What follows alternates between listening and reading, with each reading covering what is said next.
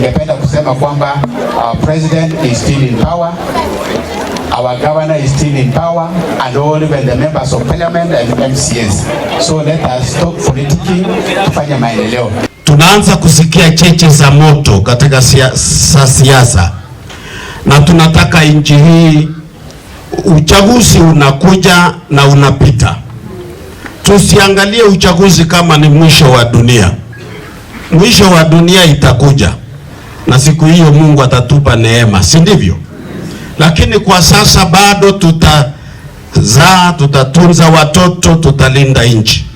Nataka niseme tuombee taifa letu, na ninatoa mwito kwa viongozi wenzangu wa kisiasa ya kwamba tusitumie nafasi hii kuchochea wananchi wa nchi hii. Lazima tujenge uwiano na uhusiano